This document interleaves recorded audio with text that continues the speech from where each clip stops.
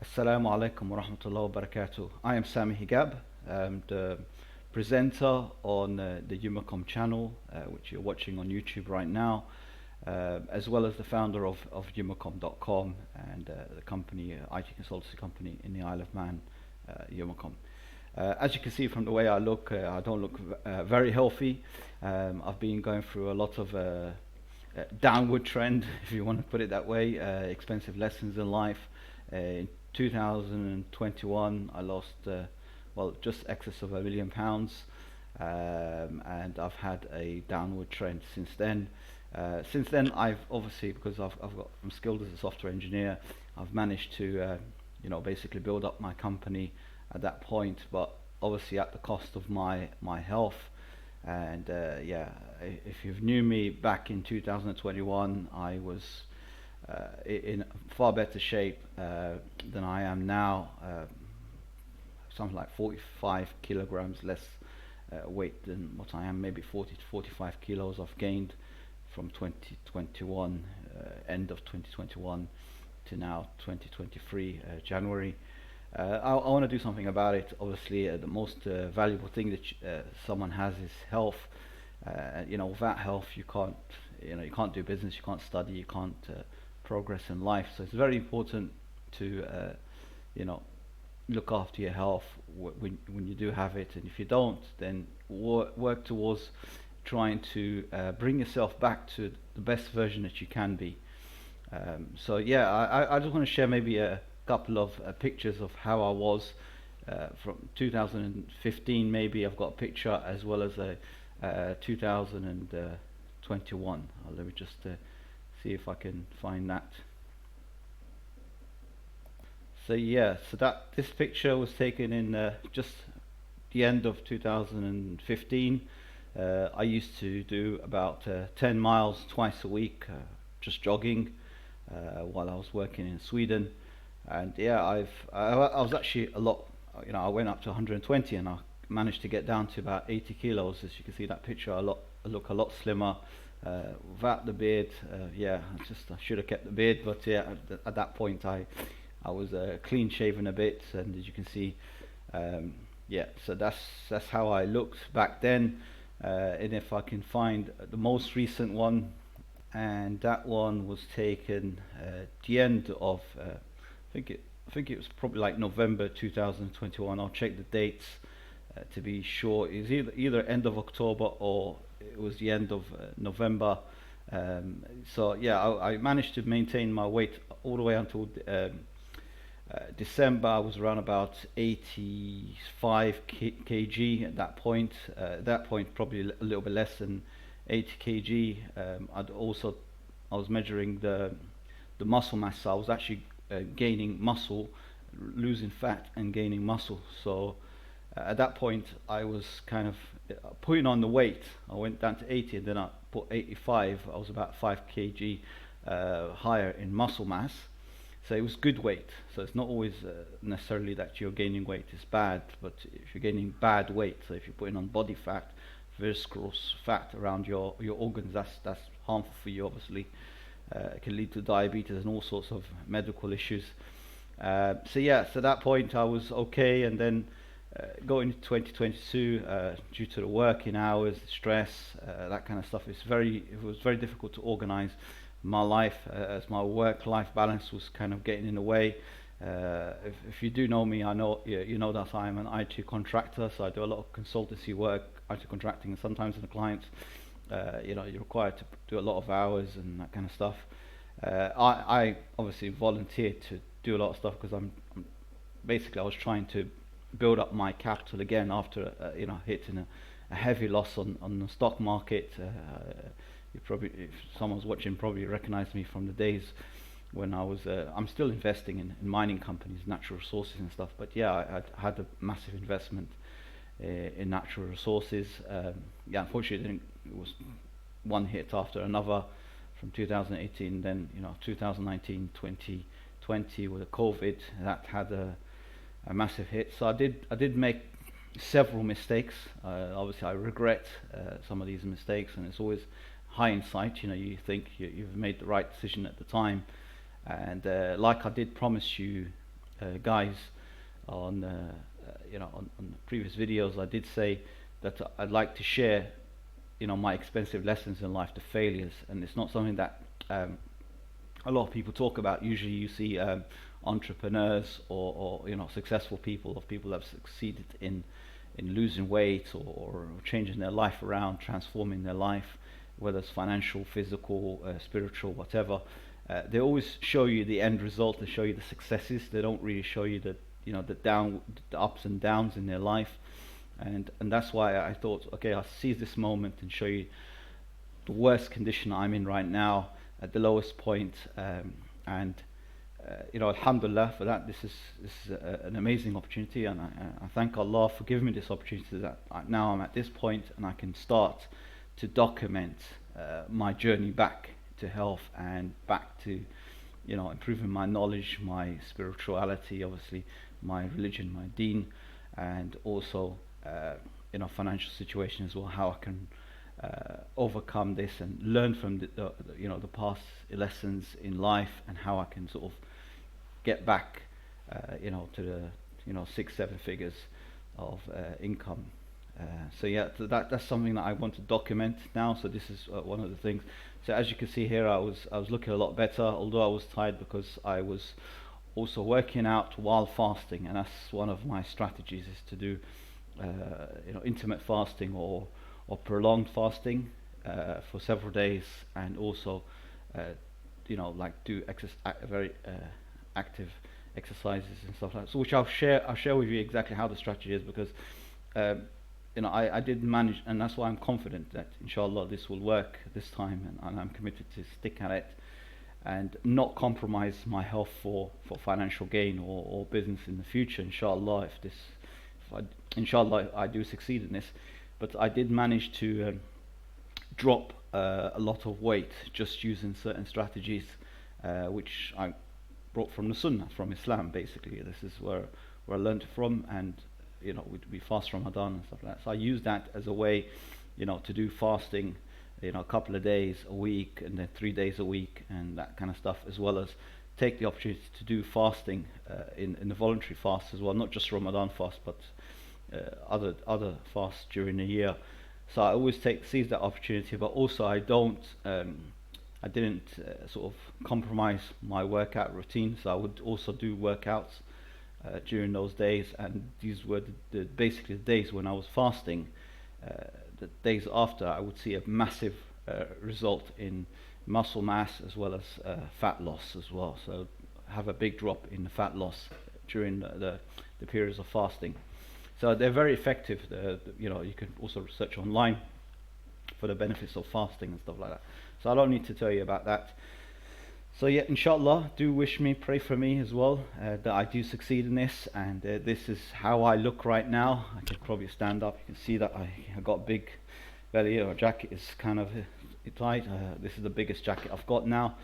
Yeah, so this is where I am. I'm going to leave this video as evidence of how I look, so people don't, because you always get the odd hater and say, oh yeah, this is impossible that someone could lose 10-20 kilos a month and that kind of stuff.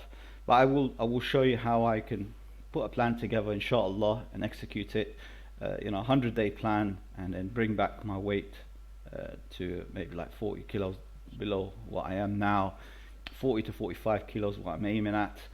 And then once I achieve that, then I'll start to do a bodybuilding program to build muscle mass, because the more muscle you have, the higher the metabolism. And at my age, I'm in my 40s now, and as you probably aware, if you're not, when men reach their 40s and even late 30s and so on upwards, the metabolism drops. So it's not as easy as when you're like in a teenage, or you're in the early 20s, to get very active and physical if you're not already in the program. So yeah, inshallah, there's a lot of transformation I need to do, and this is where I am right now. And yeah, we'll see how it goes. But I am planning to put a stop to my activity. Alhamdulillah, I got my business to a certain level, I'll look at other ways to generate revenue for the company without having to sacrifice my time for money.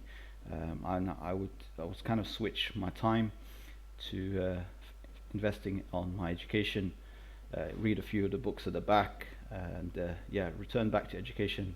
And I'm also doing postgraduate research, PhD level research in blockchain technology, Web3, and that kind of stuff. So yeah, so I enjoy studying, and there's something that I need to grow my mind here, and also in the health. These are the two main assets: invest in yourself, invest in your health. The money side, that flows naturally, because the market values you depending on how much value you can give to the market. Right now, I'm going out doing consultancy, exchanging my time for money. It's not the best way to make money. Yes, you can make good money by exchanging time, but you sacrifice your health, you sacrifice your time, which you could do other stuff to build. And yeah, I mean, if you're a Muslim, once you leave this world, you don't take anything with you. You don't take your cars, you don't take your money, you don't take anything. You leave all that behind. The only thing you take with you is your good deeds, and what benefit you've brought to others. In Islam, it teaches us, service to many leads to greatness. And yeah, I need to start working on that, building a Sadaqah Jariyah, which is a perpetual charity.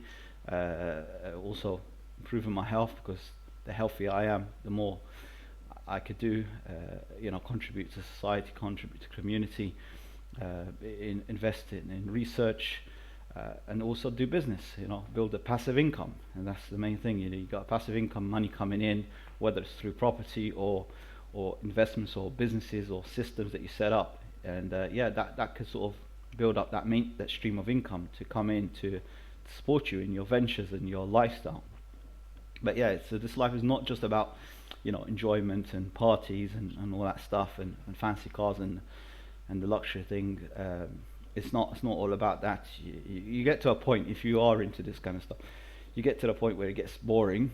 So yeah, that doesn't satisfy. But what does satisfy is when you contribute to others, you teach others, you help others out, you're healthy to enjoy life.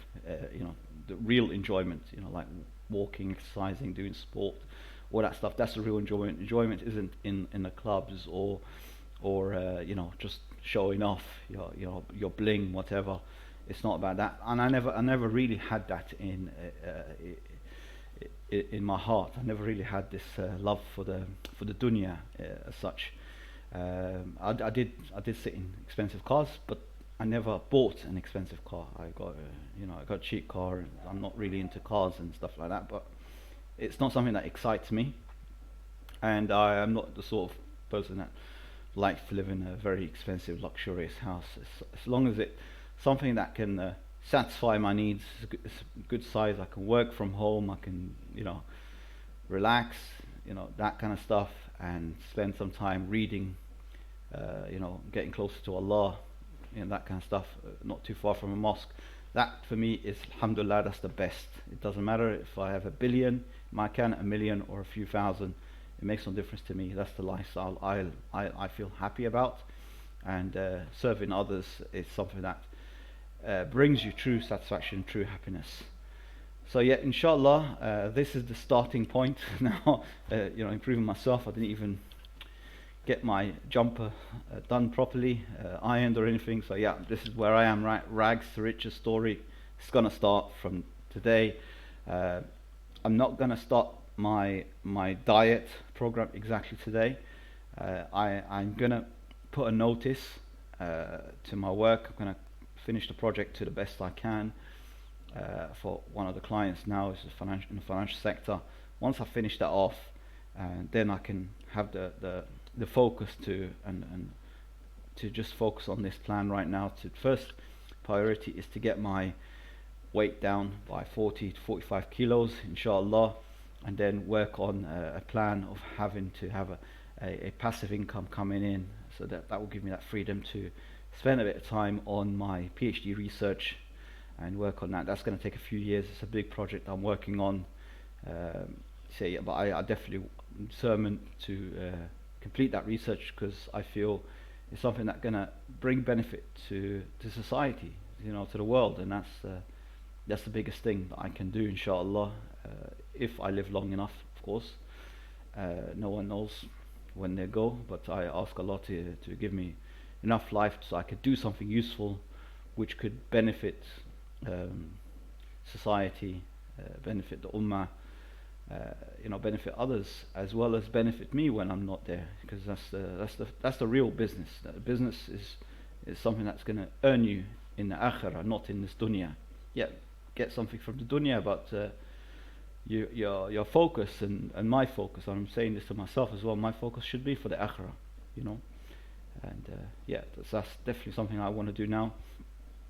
What I'm doing right now, yes, a good lucrative income comes in. You do consultancy, especially if you have specialization in financial technology, that kind of stuff. It brings you money, but what does it do for your akhirah? Well, it does nothing. So definitely I've got, alhamdulillah, I've got a little bit now. I've got a little bit of capital. I can get the business going again. Not like a couple of years when I had a big drop. I lost 99% of the capital. It was big hit, alhamdulillah, and this is how a Muslim should take it. Whenever disaster hits you, you say inna lillahi wa inna ilaihi raji'un. To Allah and to Him we shall return. That's all it is, and you accept the test that Allah has given you, and you move on. So yeah, I kind of spoke a little bit, and I think that's about enough now. And soon I'll be catching a flight, or I'll go visit my mother for a bit.